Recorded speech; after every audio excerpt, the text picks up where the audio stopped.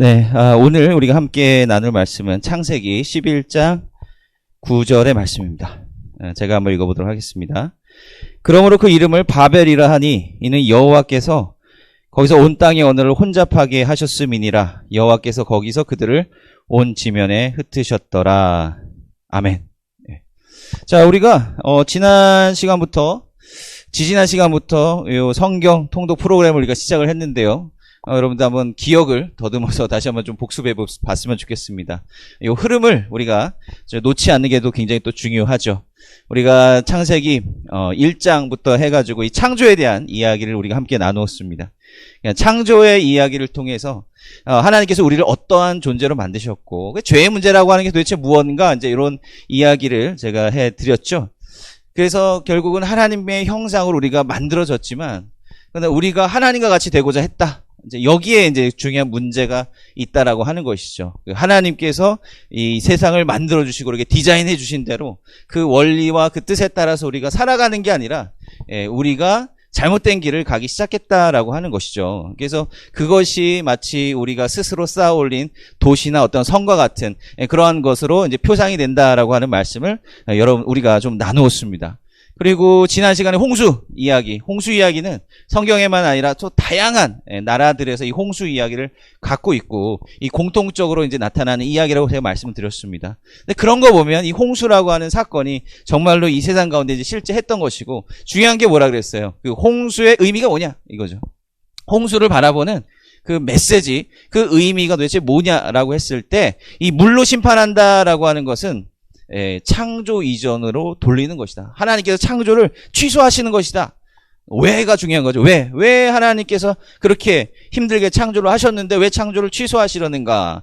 이제 여기서 우리 신앙인의 굉장히 중요한 그 본질이 있다 그랬습니다. 신앙이라고 하는 사람들은 구별된 사람들이라고 하는 거잖아요. 구별된 사람들이다라고 하는 것인데 바로 이 홍수 이야기를 여는 첫 번째 이야기가 뭐예요? 하나님의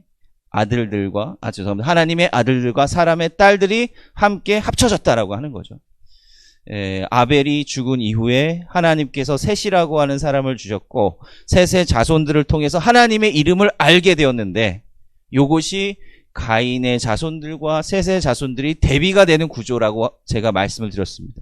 그러니까 하나님의 어떤 구원 역사, 구원 방식이라고 하는 것은 이 하나님께서 구별해 놓은 그 계보, 그 세대를 통해서 다른 이들에게 선한 영향을 주도록 만드셔 놓은 거예요. 그런데 그 구별된 계보가 완전히 사라져버린 것이 바로 홍수 이야기의 서론이다 라고 하는 것을 제가 말씀을 드렸죠. 모든 게 막 뒤엉켜버리고 다 뒤섞여버리고 혼잡스러운 그러한 상황 가운데 이제 홍수가 벌어졌다라고 하는 것이죠.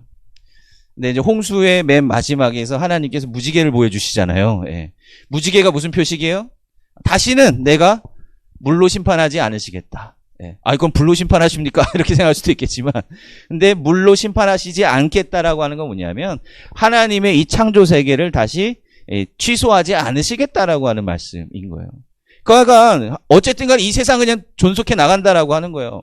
우리가 이 세상에 대한 질문들이 많잖아요. 그 하나님에 대한 정의에 대한 질문들이 많잖아요. 왜 하나님께서 이러한 악을 내버려 주십니까? 왜 하나님께서 이러한 어떤 나쁜 가치들이 있고 혼잡스러운 그런 것들인데 왜 하나님께서는 놔두실까? 왜 선한 사람이, 왜 의롭게 살아가려고 하는 사람들이 왜 손해봐야 되고 왜 이 세상에 그 무게에 짓눌리면서 살아가야 되는가?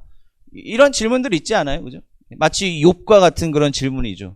선한 사람 욥이 왜 하나님 앞에서 이렇게 고난을 받아야 되는가? 이런 문제다라고 하는 것이죠.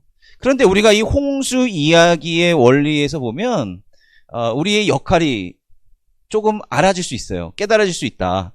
하나님께서 왜 놔버려 두시는가? 그것은 하나님께서 말씀하셨거든요. 나는 이 세상 취소 안 할 거야. 계속해서 존속해 나게 유지할 거야. 라고 하나님께서 분명하게 말씀하셨기 때문에 그렇다라고 하는 것이고 하나님의 심판의 동기가 뭐였을까요? 여기 중요한 거야. 하나님께서 이 세상의 심판의 동기가 뭐였다라고 성경은 이야기를 하고 있는가? 이 세상이 악한 것도 악한 거지만 반대로 뭐가 없었느냐? 바로 선한 사람이 없는 거야. 선한 사람이 존재하지 않을 때 하나님께서 심판하신다라고 하는 거죠. 이 세상 가운데 선한 사람이 단 한 사람이라도 있다면 하나님께서는 그 선한 사람, 여기서 노아가 되겠죠. 홍수에서는 그 노아 한 사람을 보시고 하나님께서 이 세상을 이끌어 나가시고 한다라고 하는 거예요. 그러니까 우리의 신앙인으로서 우리가 이 세상을 바라볼 때 물론 불공평하고 왜 하나님께서 이것을 그냥 놔두시는지 우리가 의아하죠. 그럼에도 불구하고 우리가 돌아봐야 될 것은 그렇다면 나는 하나님 앞에 온전히 똑바로 구별되어서 잘 살아가고 있는가? 이것을 지금 우리에게 하여금 보라고 하시는 겁니다. 그래서 이 홍수 전후로 이 하나님의 역사가 조금 변화되기 시작한다라고 하는 거죠. 마치 홍수 때는 인간들이 잘못한 것, 인간들이 어떤 선한 사람들이 없는 것, 이것에 대해서 즉각적인 심판을 하셨다라고 한다면 그 이후로는 즉각적인 심판이 없어요. 즉각적인 심판이 분명히 하나님의 때에는 분명히 있겠지만 지금 당장 가시적으로 눈에 보이는 그런 하나님의 심판은 눈에 금방 드러나지 않는다라고 하는 거죠. 그러면 이 세상은 뭐냐? 하나님의 계보로 구별된 사람들과 그렇지 못한 이 세상의 가치 속에서 살아가는 사람들이 혼재하는 그런 삶이다라고 하는 것을 성경은 이야기를 하고 있는 겁니다. 그래서 하나님께서 이 노아의 가족들을 살리시고 이 10장을 보면요. 여기저기 사람들이 흩어져서 살게 되었다. 노아의 아들들을 통해서 이 땅 가운데 사람들이 흩어져서 살게 되었다라고 하는 것을 이야기를 하고 있어요. 홍수 이야기 이후에 가장 처음 우리가 주목할 만한 이야기가 바로 뭐냐? 바벨탑이다라고 하는 거예요. 이 파국의 역사, 엄청나게 아주 이 지구가 종말할 뻔한 그 역사 뒤에 사람들은 그럼 어떻게 행동했는가라고 하는 거예요. 사람들이 이런 걸 경험하고 정신 차렸냐? 아니다라고 하는 것을 이야기하고 있습니다. 정신 못 차렸어요.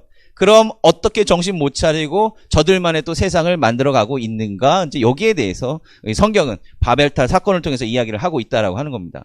제가 여기 페이지에다가 그 EBS 다큐프라임 그 2개의 영상을 올려드렸는데 여러분도 한번 시간 나실 때 한번 보세요. 짧아요. 재밌어요. 그래서 바벨탑, 바벨론 비슷하지 않습니까? 바벨탑, 바벨론. 그러니까 이 바벨탑이라고 하는 이게 바로 이 바벨론에 있었던 사실 뭐 지구라트라고 해야 될까요? 아무튼 사람들이 하늘의 신에게 자기네들 섬기는 신이죠.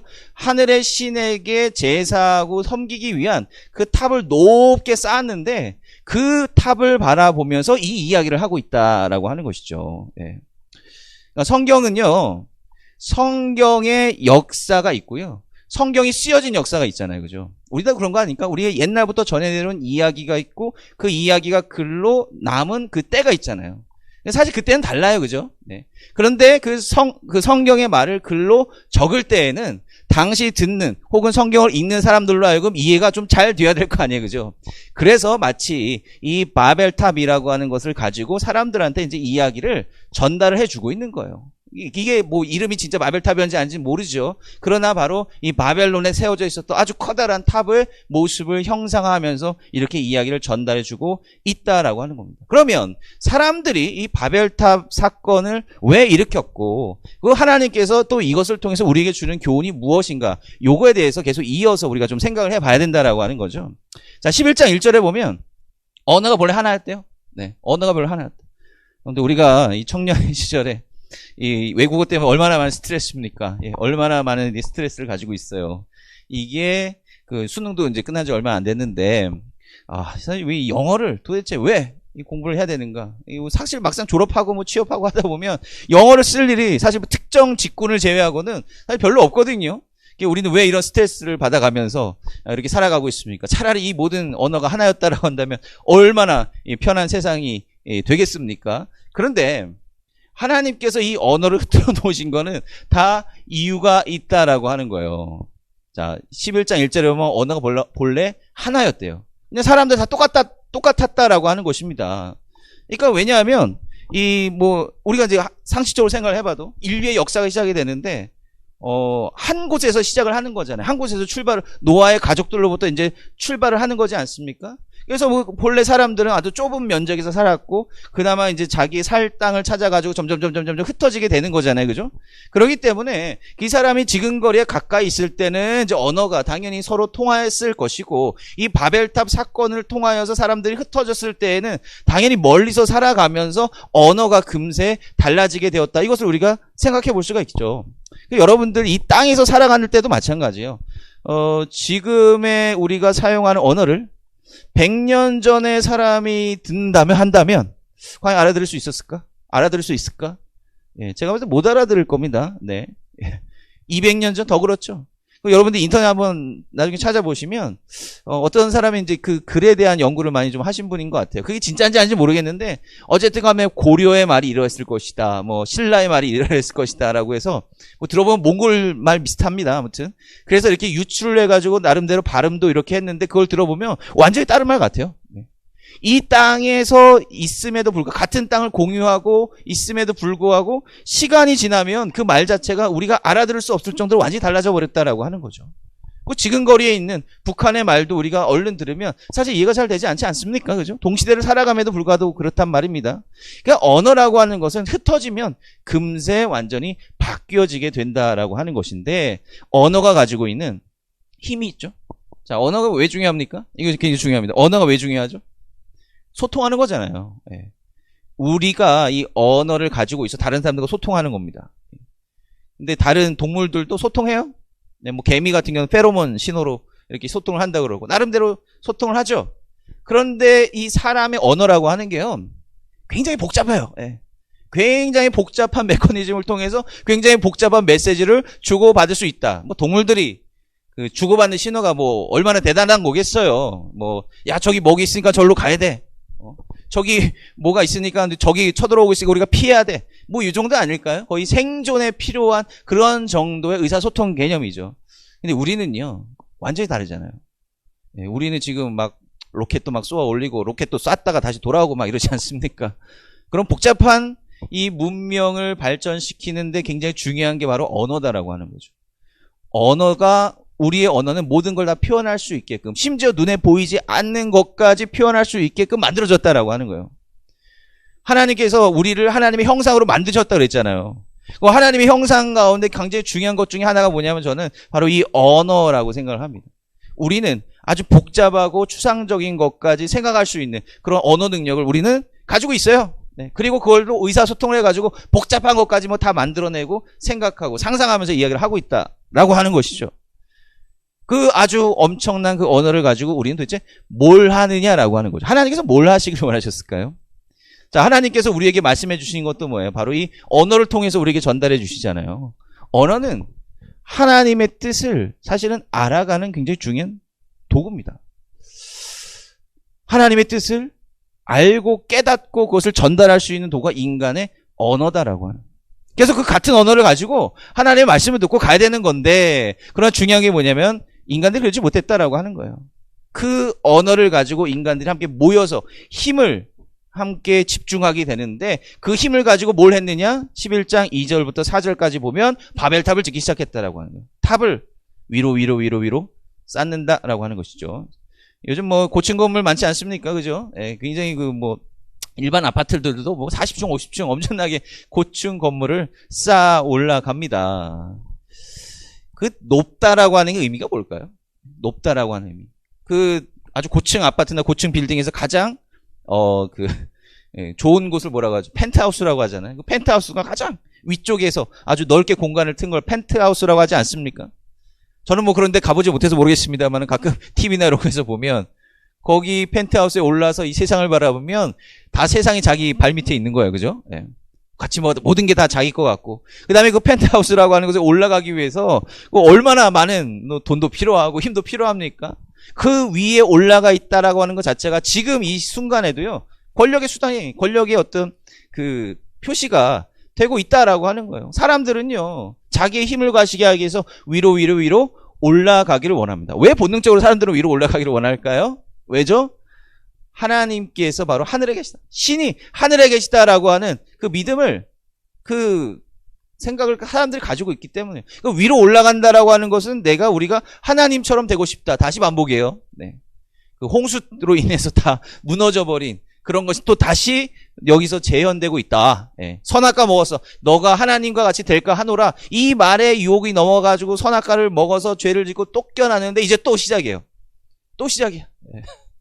다시 하나님과 같은 그러한 공간으로 다시 위로 올라가려고 하는 인간의 모습을 보고 있다라고 하는 거예요. 이것이 지금 우리의 실체다라고 하는 거예요. 인간에게 힘을 주어하고 이걸 줬더니 사람들이 위로 올라가려고 한다. 사실 하나님께서 인간들로 하여금, 우리들로 하여금 살아가게 하는 방향성이 있어요.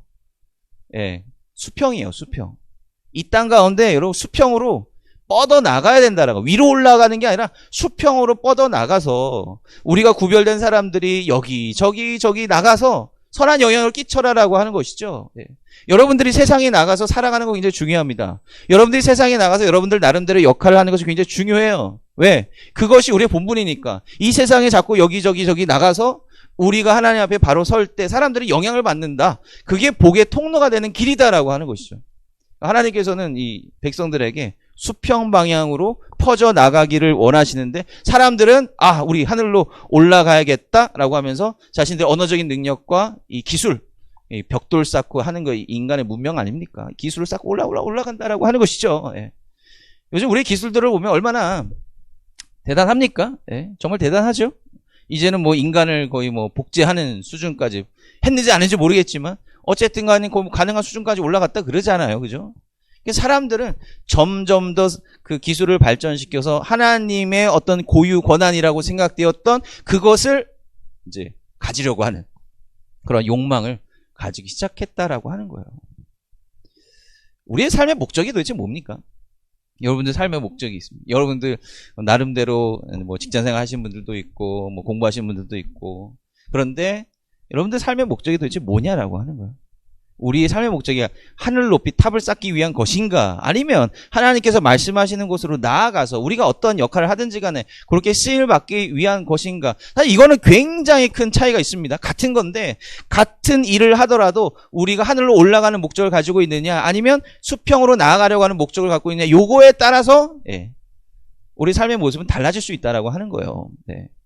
우리가 이거를 좀 기억했으면 좋겠습니다. 네. 자, 그런데 중요한 게 뭡니까? 하나님께서 이걸 보시고 이제 벌을 내리시는데 뭐 물의 심판, 뭐 불의 심판 이것이 아니라 바로 언어를 혼잡하게 하셨다. 예, 때로는 우리가 그 외국어 공부를 하다 보면 이건 진짜 하나님의 벌이야라고 생각이 될 수도 있습니다만 언어를 혼잡하게 하셨다라고 하는 거예요. 엉켜버리게 만든 거예요. 자, 언어를 엉켜버리게 함으로써 사람들이 어떻게 됐어요? 같이 있을 수가 없다. 언어가 소통이 되지 않고 문제가 생기기 시작하는 거죠. 그래서 퍼져 나가게 되었다라고 하는 거죠. 네. 사람들이 언어를 자기의 욕망대로 사용했을 때 하나님께서 흩어져 버리게 하셨다라고 하는 겁니다. 언어를 흐트러지게 하셨다라고 하는 것. 사실 이것은 하나님의 벌이기도 하지만 우리가 나아가야 될 방향을 아주 친절하게 가르쳐 주시는 그런 교육의 방식이기도 했다라고 하는 것이죠. 바벨탑이 상징하는 게 뭐죠? 바벨론이라는 하는 아주 엄청난 제국이거든요. 이 다큐멘터리 보시면 이 제국에 대한 설명이 잘 나타나 있습니다. 거기 보면 이제 이스타르문이라고 길가메시 그 뒤에 나오는 영화 길가메시 캐릭터 뒤에 나오는 엄청난 문도 보여주고 있어요. 네. 바벨론이라고 하는 건 제국이거든요. 엄청나게 거대한 제국이에요. 네. 이쪽 중동 지역을 호령했던 제국인데 그 제국이 힘을 발휘하고 그 제국이 엄청난 그 권력으로 사람들을 땅을 점령을 했을 때 그들 가운데 보여주었던 이 사람들 가운데 보여주었던 힘이라고 하는 게 뭐냐면 결국은 약육강식이잖아요. 그들이 사람들에게 주입했던 언어, 교육했던 것, 이거 뭐냐? 약육강식이에요. 약한 자들은 노예로 전락할 수밖에 없다. 강한 자들만이 살아남는다라고 하는 거예요. 특히 바벨탑을 쌓을 때 사람들이 우리의 이름을 내자라고 이야기를 하거든요. 이름을 내자. 사람들 이름 내는 거 얼마나 좋아합니까? 자기의 이름이 이 역사 가운데 어떻게든 남기를 원하는 게 사람들의 욕망 아니에요. 바로 이것을 경계하고 비판하고 있는 것이다라고 하는 겁니다. 여러분들 언어를 우리가 어떻게 사용하고 있습니까? 우리가 언어를 통해서 어떻게 하나님께 영광을 올려드리느냐라고 하는 거예요. 언어는 우리 고유한 생각과 관습과 문화를 반영하는 거예요. 여러분들이 쓰는 말을 들어보면 여러분들이 뭐에 관심이 있고 여러분들이 뭐에 지금 흥미를 가지고 있으며 여러분들이 무엇을 기준으로 해서 살아가고 있는가를 느낄 수가 있어요. 네. 그렇지 않습니까? 언어라고 하는 것은 우리를 나타내는 것이다라고 하는 거예요. 바벨탑을 쌓았던 사람들은 그 언어를 통해서 자기네들의 이름만 드러내려고 하고 자기들만 높은 곳으로 올라가려고 하는 그런 삶의 모습을 보였습니다. 그런데 하나님께서 우리에게 원하시는 건 뭐냐면 그 언어를 통해서 하나님의 말씀과 하나님의 뜻이 무엇인가를 우리의 삶을 통해서 보여주기를 원하신다라고 하는 거예요. 이번 주에 우리 살아가면서 얼마나 많은 말을 할까요? 네, 얼마나 많은 말을 하겠습니까? 근데 그 말을, 언어를 통해서, 그 소통을 통해서 우리가 무엇을 이뤄내야 되는가, 이것을 한번 생각해 봤으면 좋겠습니다. 우리 가운데 경쟁이나 이런 것이 치열하다고 하면 다른 사람들 때로 말할 때 뭔가 가시돋친 이야기가 나오지 않겠습니까? 우리가 한번 생각해 봤으면 좋겠어요. 우리가 하는 말이 다른 이들에게, 그리고 하나님 앞에서 어떻게 들려줘야 되는가? 우리가 이 생각을 좀 해봤으면 좋겠습니다. 하나님께서는 우리에게 굉장히 중요한 능력을 부여해 주셨는데 우리는 그것을 가지고 하나님의 영광을 위해서 사용하느냐, 아니면 그렇지 못하고 우리 자신만을 위해서 살아가느냐, 바로 여기에 중요한 키포인트가 있다라고 하는 것입니다. 그래서 이번 한 주 또 살아가시면서 시간 되신 대로 하나님의 말씀 읽었으면 좋겠습니다. 그리고 그 말씀과 그 언어를 통해서 우리에게 들려주시고자 하는 그 메시지가 무엇인지 우리가 분명히 찾아 나가야겠죠. 자, 그래서 오늘은 이 바벨탑까지 이제 이야기를 했는데 우리가 다음 주부터는 이 아브라함에 대한 이야기를 하게 될 겁니다. 네, 아브라함, 드디어 이제 이스라엘의 믿음의 조상이라고 하는 아브라함이 나오는데, 도대체 왜 아브라함이 믿음의 조상이라고 하는 것이고, 왜 아브라함이 하나님 앞에 선택을 받았으며 또 아브라함이 어떠한 믿음을 보여주었는가, 요거에 대해서 우리가 계속해서 한번 살펴보도록 하겠습니다. 그래서 이 흐름 가운데 있는 거예요. 하나님께서 우리의 인간을 창조하셨는데 인간이 하나님과 같이 되고자 했다. 그래서 하나님께서는 그 구별되지 못한 이 세상 가운데 홍수의 심판을 주셨다. 그러나 여전히 인간은 여전히 하나님과 같이 되고자 하는 욕망을 버리지 못하고 지금까지 이렇게 존재하고 있다라고 하는 우리의 실체를 보여주는 거죠. 아브라함의 이야기 때부터는 뭐가 나오느냐? 그러면 어떻게 하나님께서 처방을 내리시는가라고 하는 거예요. 네. 그럼 물로 심판하지 않으시겠다라고 하는데, 그러면 어떻게 하나님께서 아브라함을 통해서, 그 아브라함의 계보를 통해서 하나님의 놀라운 구원의 역사를 이루어 가시는가, 여기에 대한 이야기를 이제 우리가 다음 주부터 함께 나누게 될 겁니다. 네. 오늘 이 말씀을, 특히 언어에 대한 부분, 우리의 말에 대한 부분을 여러분들 잘 기억해 주시기를 바랍니다. 우리 기도하겠습니다. 사랑과 내가 마신 아버지 하나님, 감사합니다. 오늘 주님께서 우리에게 주신 그 귀한 말씀이 있습니다. 하나님, 주님께서 우리에게 놀라운 능력을 허락하여 주셨는데 우리는 그 능력으로 하나님께 영광 올려드리기보다는 우리의 어떤 당장의 이익을 위한 것으로만 사용하려고 하는 것은 아닌지 모르겠습니다. 우리는 지금 어디로 향해 나아가고 있습니까? 자꾸 하나님과 같이 되기 위해서 우리의 욕망을 투영하기 위해서 자꾸만 하늘로 올라가고 있습니까? 아니면 하나님께서 우리에게 말씀해 주신 대로 저 넓은 땅으로, 이 세상 가운데로 지금 나아가고 있습니까? 주님께서 우리의 삶을 지켜주시고 인도해 주셔서 정말 하나님께서 원하시는 말을 사용할 수 있도록 인도해 주시고, 하나님께서 우리에게 가르쳐 주시는 그 방향으로 나아갈 수 있도록 주님 도와주시옵소서. 예수의 이름으로 감사하며 기도합니다. 아멘.